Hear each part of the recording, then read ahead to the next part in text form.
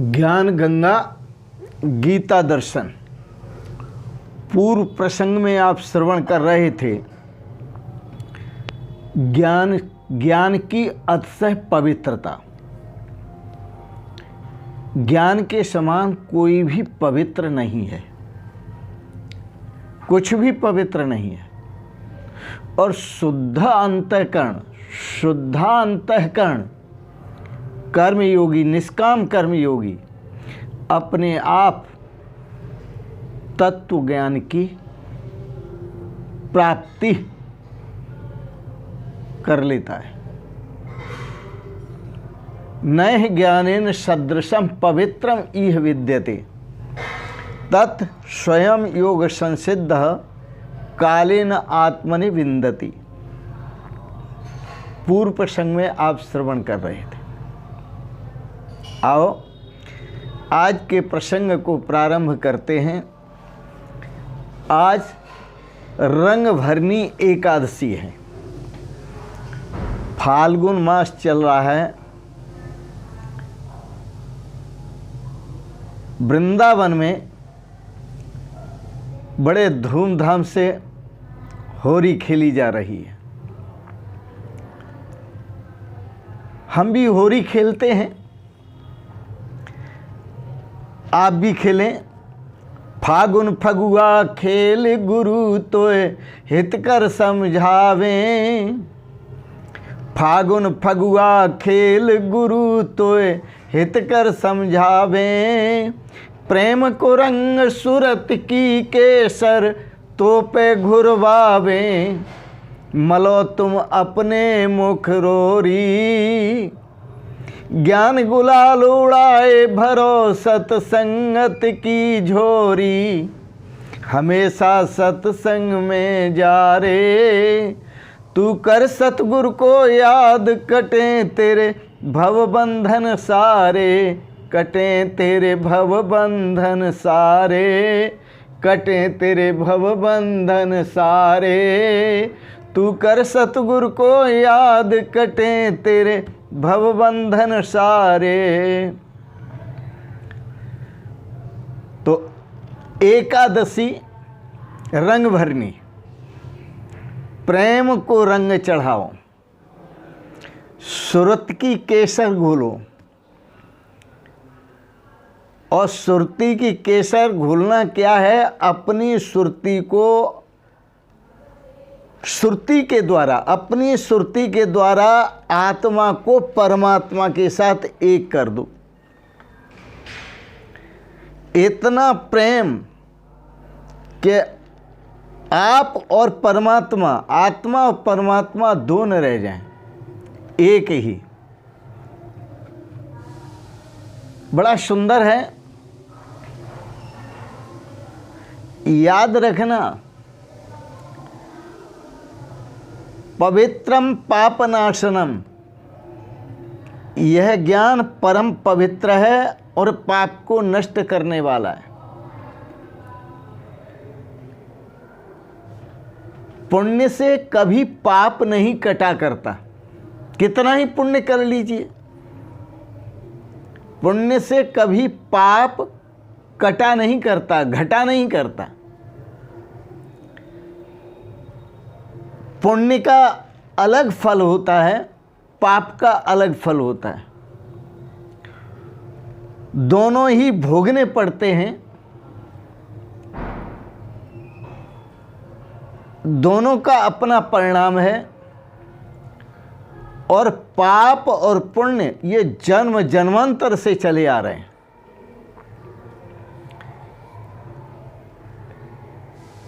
पुण्य भी अनंत हैं और पाप भी अनंत हैं। पापों का भी कोई अंत नहीं और पुण्य का भी कोई अंत नहीं। हमारी जो भारतीय संस्कृति है वह अनैतिक नहीं है। हमारी भारतीय संस्कृति अति नैतिक है। क्यों है अति नैतिक? कि इस भारतीय संस्कृति में पर का पाठ नहीं सिखाया जाता कि पर को जानो, दूसरे को जानो। हमारी भारतीय संस्कृति में जो पाठ सिखाया जाता है वो सिखाया जाता है अपने आप को जानो।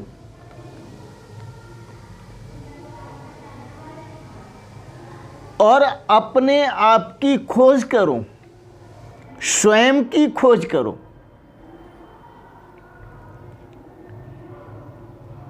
हु आर यू, तुम कौन हो, इसका निश्चय करो।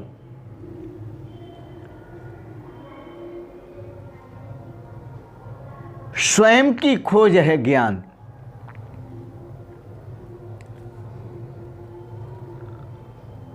अपर की खोज है अज्ञान, दूसरे की खोज है अज्ञान, और स्वयं की खोज है ज्ञान। जिन कर्मों से पाप और पुण्य होते हैं वह कर्म है क्या? इंद्रियां जो करती हैं वो कर्म नहीं है।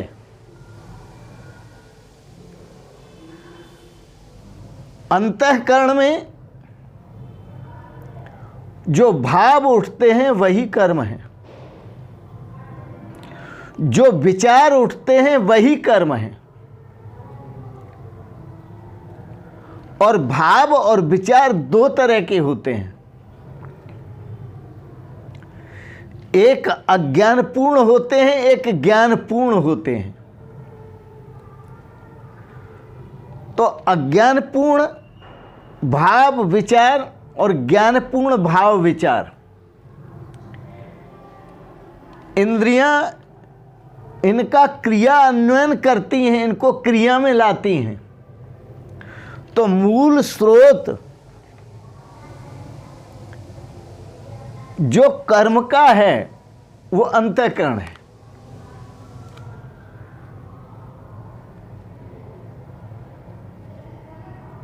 इसलिए अज्ञान क्या है? स्वरूप को न जानना ही अज्ञान है। ज्ञान क्या है? स्वरूप को जान लेना ही ज्ञान है। आप न तो पुण्य के दाता हैं, जन्मदाता हैं, और न आप पाप के जन्मदाता हैं। न तो आप भाव के जन्मदाता हैं, न आप विचार के जन्मदाता हैं। ये रहस्य समझो। ये भाव आए कहाँ से? ये विचार आए कहाँ से? इसका जन्मदाता अज्ञान है। अज्ञान में ही अच्छे भाव उठते हैं और अज्ञान में ही बुरे भाव उठते हैं। अज्ञान में जब अच्छे भाव उठते हैं तो आप अच्छे कर्म करते हैं, और अज्ञान में ही जब बुरे भाव उठते हैं, बुरे विचार उठते हैं, तो आप बुरा कर्म करते हैं। अब आप सोचेंगे कि अज्ञान से अच्छा और बुरा दोनों ही उठते हैं। इसका संबंध कर्ता से है। जो व्यक्ति अपने को कर्ता मान लेता है और जब तक कर्ता मानता रहता है तब तक उसके अंदर दोनों विचारों का उद्गम होता है, दोनों विचार उठते रहते हैं। तो कभी पाप करता है, कभी पुण्य करता है, और ये समझता है कि मैं करता हूं। ये सबसे बड़ा पाप है कि व्यक्ति साधक ये समझता है कि मैं कर्म करता हूं। सबसे बड़ा पाप। और यह कर्ता का भाव जब तक रहेगा तब तक आप पाप और पुण्य से कभी मुक्त नहीं हो सकते। और इस कर्ता के भाव को जन्म देने वाला भी अज्ञान है। इसलिए अज्ञान का विस्मरण ही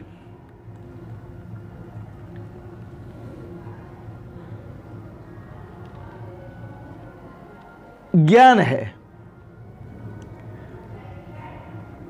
और वह अज्ञान क्या है? स्वरूप का विस्मरण अज्ञान है, और स्वरूप का स्मरण ज्ञान है। सीधे शब्दों में अज्ञान है स्वरूप का विस्मरण और ज्ञान है स्वरूप का स्मरण। लेकिन स्वरूप का स्मरण कब होगा, यह समझने की बात है। सुनो, भगवान श्री कृष्ण ने 2-3 बातें कही हैं, उस पर ध्यान करो। नहि ज्ञानेन सदृशम पवित्रम ये विद्यते, ज्ञान के समान पवित्र कुछ भी नहीं है। लेकिन वह ज्ञान कब प्राप्त होगा? तत् स्वयं योग संसिद्ध कालेन आत्मन विद्यति। जन्म जन्मांतरों के प्रयास से, शुद्ध कर्मों से, अच्छे कर्मों से जब आपका अंतःकरण शुद्ध होगा, पवित्र होगा, तो काला अंतर में आप इस ज्ञान को प्राप्त होंगे। आत्मनि विन्दति, अपने आप अपने स्वरूप को जानेंगे। लेकिन स्वरूप को जानने की सामर्थ्य मिलेगी कहाँ से? ये ज्ञान मिलेगा कैसे? तो श्रद्धावान लभते ज्ञानम तत्पर संयतेन्द्रियः, ज्ञानम लब्ध्वा पराम शांति अचिरेण अधिगच्छति। अर्जुन,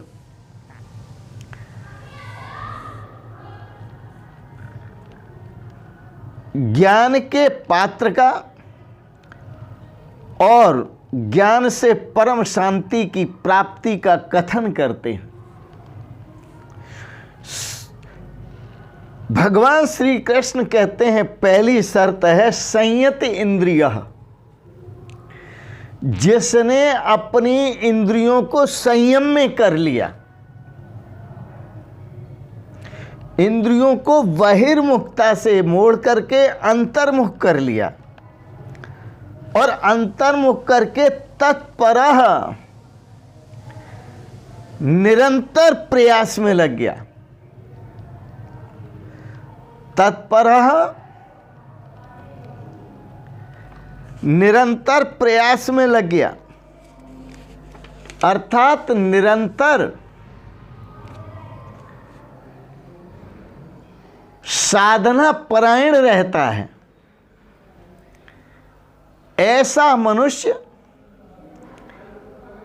ज्ञान को प्राप्त होता है। 3 बातें कहीं, संयत इंद्रियः, जितेंद्रिय, दूसरी बात साधना परायण, और तीसरी बात श्रद्धावान। पूर्ण श्रद्धा जिसके अंदर होती है, ज्ञानम लभते, वह ज्ञान को प्राप्त होता है। और जब ज्ञान को प्राप्त होता है तो लब्ध्वा, ज्ञान को प्राप्त होकर के तत्काल उसी क्षण भगवत प्राप्ति रूप, परमात्मा की प्राप्ति रूप परम शांति को प्राप्त हो जाता है। बड़ा सुंदर है और अच्छी बात कही। तो होली खेलो, लेकिन ज्ञान के रंग, ज्ञान को रंग सूरत की केसर। जो सतगुरु होते हैं वो ज्ञान का रंग और केसर सुरती की। अपनी जो सुरती है, अंतर जो वृत्ति है, जो बहिर्मुख हो चुकी है, उस वृत्ति को अंतर्मुख करके परमात्मा स्वरूप में, अपनी आत्मा को परमात्मा स्वरूप में जोड़ने का काम करती है। उस सुरती के द्वारा अपनी आत्मा के स्वरूप को परमात्मा स्वरूप के साथ एक करो। जब यह ज्ञान होगा ब्रह्म आत्मिक के भाव का, कि जो आत्मा है वही परमात्मा है और वही मैं हूँ, तो इस ज्ञान के होने मात्र से ही पाप और पुण्य दोनों छट जाएंगे। क्यों छट जाएंगे? तब वह साधक ये जान लेगा, जो कर्ता बना हुआ था वो मैं नहीं था, जो वासनाओं में सना हुआ था वो मैं नहीं था, जो कामनाओं से घिरा हुआ था वो मैं नहीं था, जो कर्मों में लिप्त था वो मैं नहीं था, जिसके अंदर भाव उठते हैं वो भावों का केंद्र मैं नहीं हूं, वो विचारों का केंद्र मैं नहीं, मैं इन सब का साक्षी हूं, मैं इन सब का दृष्टा हूं, मैं इन सब से परे हूं। इसलिए परमात्मा भी करता तऊ अकर्ता, परमात्मा करते हुए भी अकर्ता है। इसलिए यह ज्ञानी भी जो आत्म स्वरूप को जान लेता है वो करते हुए भी अकर्ता है। आपको दिखेगा कि ये शास्त्र विहित कर्म कर रहा है, बड़ा पुण्य का कार्य है, वो दान भी देगा, वह धर्म भी धर्माचरण भी करेगा, वह पुण्य आचरण भी करेगा, जितने भी सत्कर्म है सब करेगा, लेकिन उस सत्कर्मों का पुण्य उसे प्राप्त नहीं होगा। क्यों नहीं होगा? कि वह भीतर से जानता है कि मैं अकर्ता हूं, मैं कर्म करने वाला नहीं हूं, तेरा तुझको अर्पण, जो करता है वही भरता है। तो कर्म जो किए जाते हैं अंतःकरण के द्वारा किए जाते हैं और अंतःकरण ही इसको भरता है। कर्मों का जो परिणाम है सुख और दुख, दुख पापों का परिणाम है और सुख पुण्यों का परिणाम है। इसको कौन भोगता है? इसको भोगता है मन। सुख दुख उपलब्ध साधन इंद्रियम मनाः। सुख और दुख को भोगने वाला ये मन है और मन मैं नहीं हूं, मैं तो मनातीत हूं, जहां ये मन भी नहीं पहुंचता, अभंग मनस गोचर। मैं तो मन से परे हूं, मैं इंद्रियों से परे हूं, बुद्धि से परे हूं, मन से परे हूं, बुद्धि से यो बुद्धि पर तस्तु से सो हम, जो बुद्धि से भी परे है वही मैं हूं। पवित्रम पापनाशनम, ऐसा ज्ञान जो है वो इतना पवित्र है कि वो समस्त पापों को नष्ट कर देता है। पुण्य भी एक प्रकार का पाप है। क्यों? कि ये जन्म का कारण है। यदि पुण्य है कुछ और समझते हो कि मैं पुण्यवान हूं तो आपका जन्म होगा। आप जन्म से बच नहीं सकते, और जन्म होगा तो माँ के गर्भ में आप जाओगे, और माँ के गर्भ में जाओगे तो मलमूत्र मुंह से बहेगा। ये किसका परिणाम है? पाप का। इसलिए पाप और पुण्यों से दोनों से मुक्त होने के लिए, श्री सुखदेव जैसी स्थिति प्राप्त करने के लिए, पाप पुण्य विशीर्णे भेदा भेदौ गलितौ, जब भेद नष्ट हो जाता है और अभेद की भी बात खत्म हो जाती है,